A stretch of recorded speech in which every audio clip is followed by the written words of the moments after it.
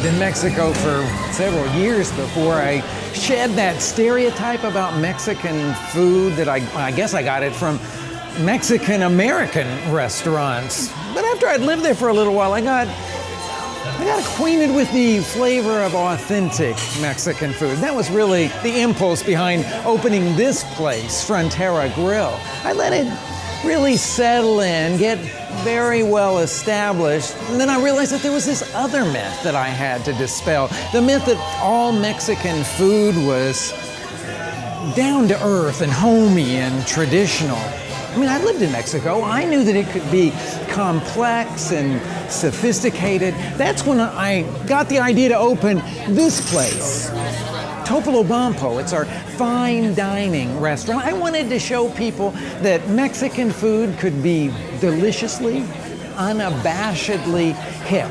I wanted to take great ideas and ingredients from Mexico and sort of give them a more contemporary spin, reinterpret them in a kind of modern way. Well, like this dish that's right here. This is green mole. It's a very classic sauce from central Mexico, thickened with pumpkin seeds, green chilies, some herbs. But right on top of it, there's a pan-seared, medium-rare duck breast. Kind of gives it a different look than what you'd see in Mexico. On the side is a polenta-style tamal infused with fresh herbs, a little salad on the very top made from pea shoots and microgreens. I guess you could say that this is both rustic and contemporary all at one time. It's just a matter of context. And if you put it in the right context, Mexico can be one of the hippest, hottest, coolest places on earth. Just take a look at this. It's incredible, the variety of wild mushrooms. Now, we're here in the rainy season, and that's why you see it. This all kind of dries up during the dry season. But look at this kind of mushroom here. Now, this is like looks like a great big chanterelle mushrooms. Señor, ¿tienen duraznillos? Ah, muy bien. Now I'm going to show you what a real chanterelle is. We pay massive amounts of money for these things.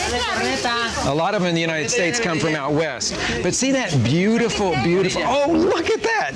Now look what he's brought us out. These are brown morels. Now we'll pay $30, $40, $50 a pound for these kinds of morels. And here, a cuánto? A cuánto?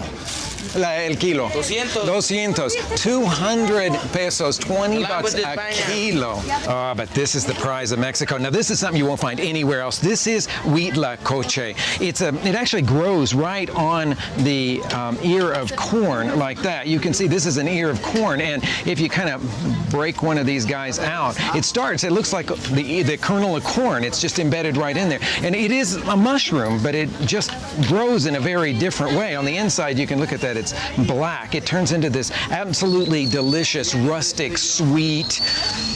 I don't know how to describe it. It's like all mushrooms. It's just got the most incredible flavor. But this is something that's so special to hear. Rustic, yeah. Well, all wild mushrooms are rustic, but sort of rustic has kind of become hip these days, I think. Now, there's some squash blossoms. This is a really cool thing. Señor, ¿me puede pasar un manojo de flores de calabaza? Now these are all the male blossoms. They make wonderful stews. Now this is something that's pretty hip. You see these go for a lot of money in the United States, but here they just sell great big bundles of them. Okay, I'll give you that squash blossoms might sound a little bit exotic. If you've ever grown anything in the squash family, zucchini or yellow squash, butternuts, pumpkins, any of that stuff, you've grown a lot of squash blossoms. And they're out there for the picking. Here, this is a male blossom. Now, how can you tell? Well, number one, it's got that thing sticking up right there in the center. That's the pistil. That's in a male blossom. The other thing that you'll notice is that it's flat right here. There's no bulb forming. There'll be a bulb forming on the female blossoms. It'll make fruit like this one right here. This is a calabaza from Mexico. It's gonna, in the fall, turn into a great big, huge, green, tan pumpkin. Now the female blossoms also look different on the inside. They've got sort of a multi-pronged, shorter kind of thing in the middle. Now, so you just pick these off. Well, each blossom only lasts about a day on the vine, so you want to kind of check over the vines every day if you're going to make something with squash blossoms, and then loosely cover them, put them in your refrigerator. They'll last for 2 or 3 days, so you can collect for a few days and then start to cook them. I'm going to collect all the ones that are around here and then show you what you do with them. What I've got in mind is this little crispy crepe dish. Yeah, they eat a lot of crepes in Mexico, especially in central Mexico, but it's a crispy crepe dish filled with a vegetable filling, but of course we've got those squash blossoms.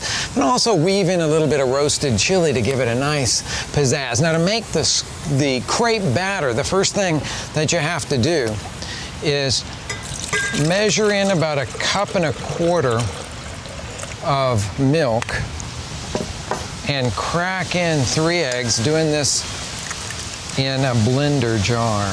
Then in goes 6 tablespoons of flour, 1/3 cup of masa harina. That's the dried powder that's used to make corn tortillas. That gives it a little twist. A teaspoon of sugar, 1/4 teaspoon of salt, and then blend it until it's completely smooth. The last thing that goes in is melted butter drizzled in to incorporate, to enrich that batter.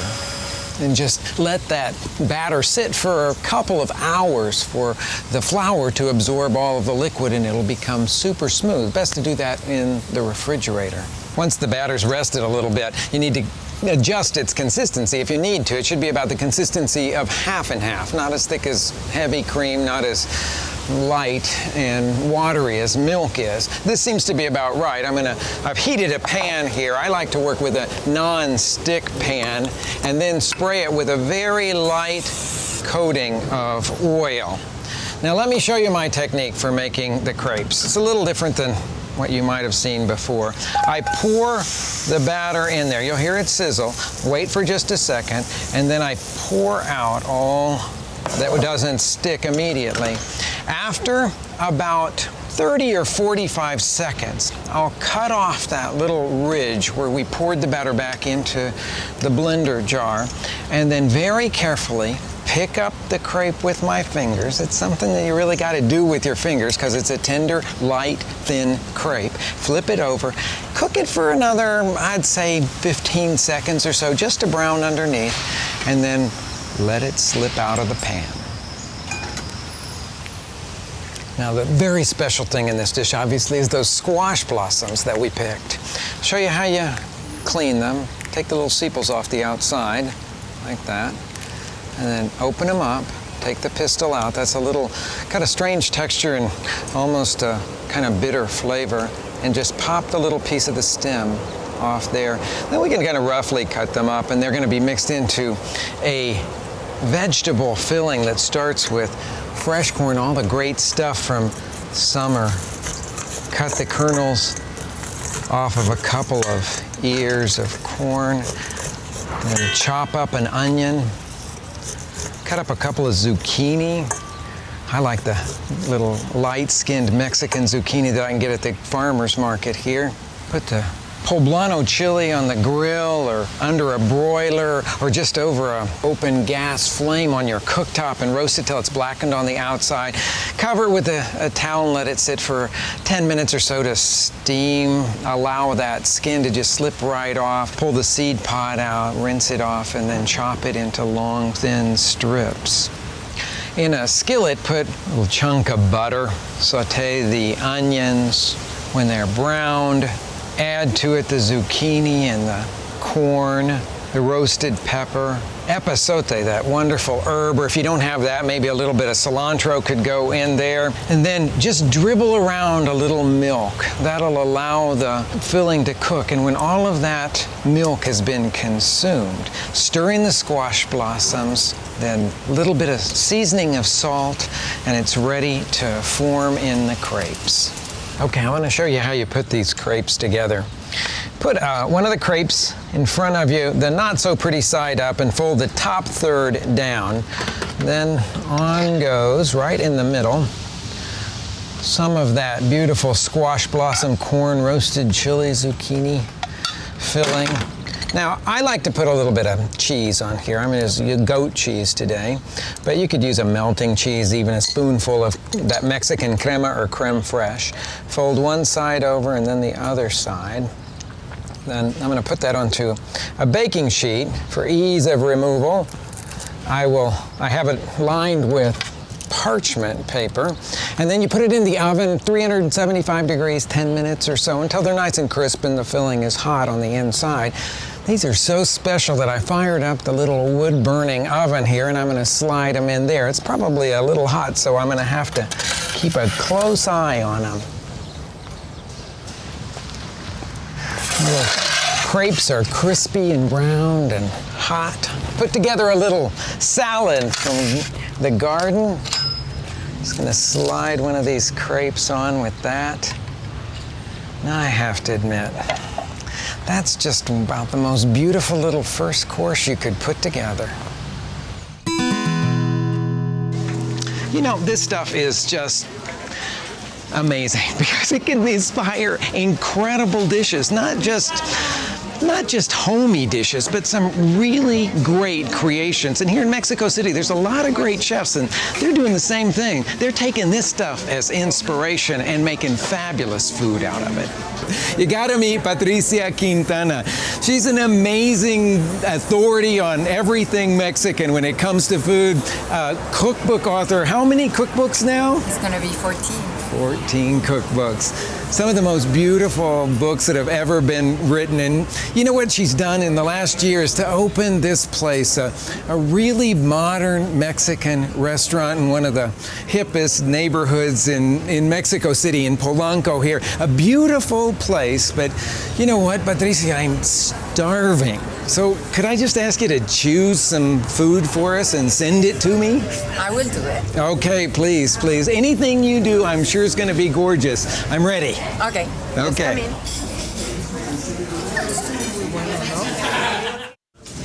Well, what is that? Caldo ligero con flor de calabaza. Oh, a squash blossom broth.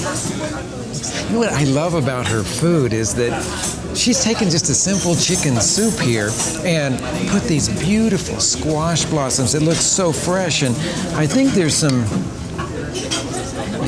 lovely green rice. I always put rice into one of these chicken broths. So this is about the most elegant version of chicken soup I think I've ever seen.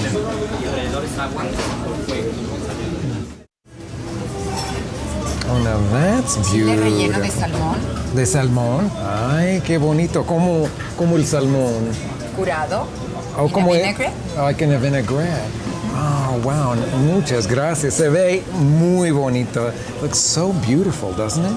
Look at those pickled red onions. Now, this is really a mix of two cultures because we've got some cured salmon underneath here, like smoked salmon, but then in this chili, we've got a filling that's like almost like a ceviche that's done in a vinaigrette. Beautiful pickled onions on the top.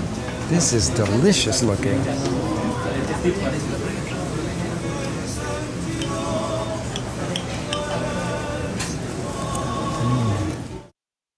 Oh, another stunner. This is red snapper from the Gulf, and we all associate that with Mexico. But remember the huitlacoche, that black corn mushroom that I was talking about? That forms the little base of it, and then a saffron sauce right around all of that. I got to taste the huitlacoche first. Just like I said, it's sort of slightly sweet, wonderfully earthy, just like a good wild mushroom.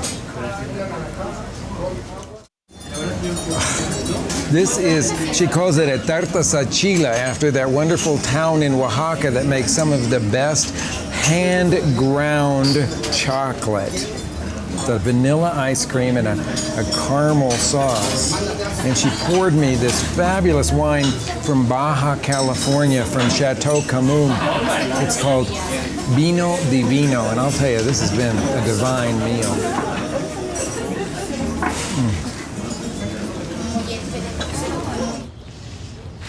Are you interested in contemporary Mexican home furnishings? I love the stuff. Well, there's this place in San Angel in the southern part of Mexico City that I want to show you because they have great examples of it. And I don't mean sort of modern, sleek, as in contemporary, but this is sort of, it's called adobe. Right there's the sign. It's more the rustic style. Well, right here in the front, look at this. This is a good example of it. These are those star-shaped lamps that have been around since the colonial times, but here they've sort of been all reinterpreted, given a new life with all those beautiful colored beads in there. There's always a lot of things here to see in that same style that I just love. Well, like this right here, look.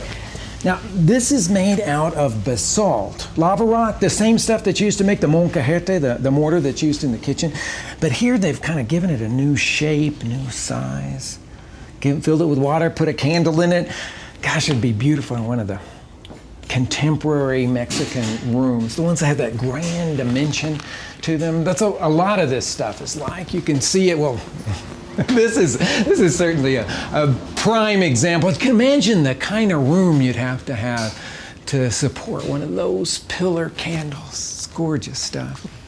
I love this fine Mexican artesanía. Look at the beautiful etched glass work there. Coffee beans and cinnamon sticks all molded into a candle. And this one, look at this one, that looks like dried peas. That's just amazing. Think about it. Hipness, fashion, well, it inspires what we do in the garden, too. Take tomatoes, for instance. You know, even my friends that don't consider themselves gardeners like to grow tomatoes because that flavor and texture of a homegrown tomato is just unbeatable.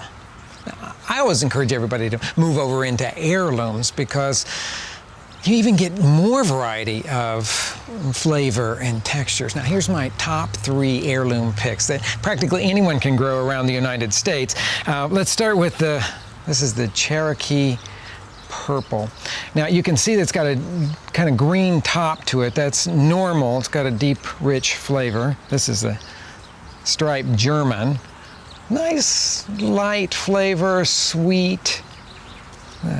Little beauty here, the green zebra. That's a very fresh tasting flavor, not the deep richness that you'd get in a red tomato. And then always ask your neighbor gardeners what they would recommend. If you were my neighbor here, I'd say go for the Mrs. Benson's. This has been grown in Chicago for about a century or so, and it's got a great sweet tart mix.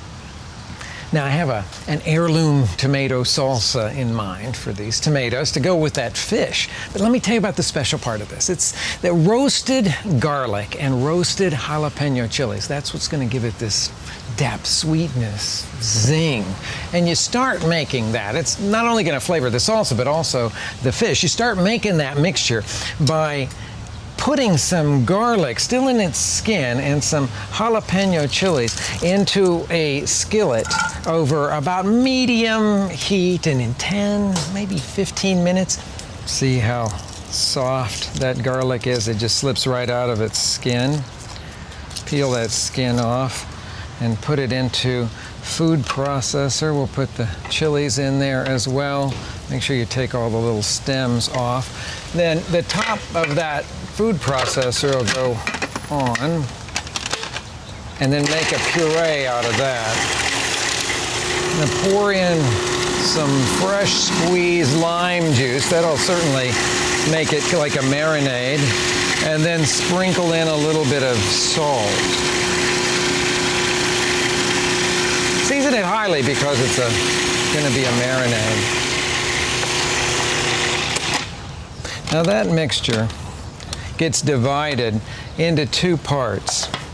One part will go right over here onto the fish. See, it's just kind of like a chili paste, a green chili garlic paste. About 2/3 of it smeared all over the fish. I'll come back and flip those over in just a second there. And then all the rest of it is going to go straight into the bowl to season our heirloom tomato salsa. This is the moment I've been waiting for, to slice into those heirloom tomatoes, cut them into small dice. All those chopped tomatoes go in with that little bit of marinade. Some chopped red onion. It's best if you rinse it under cold water because it'll take some of the fire out of it. And now we need to talk about herbs.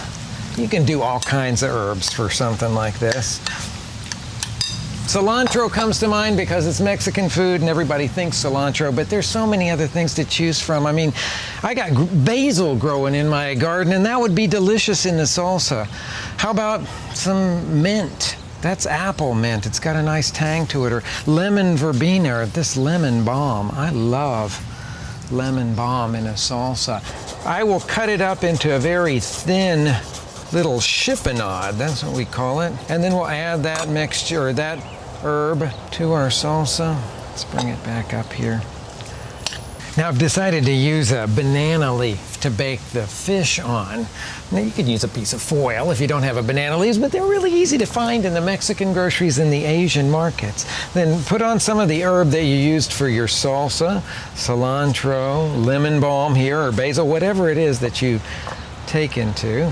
And then the piece of marinated fish. We have these gorgeous halibut steaks here. And then slide it onto a baking sheet. And this needs to go into a very hot oven, like 450 degrees, so that it browns on the outside while it cooks juicy on the inside. Now, I want to use the wood burning oven because it's going to give beautiful smoky hints to it as well. And that's a very hot oven, so I'm going to have to watch it very closely.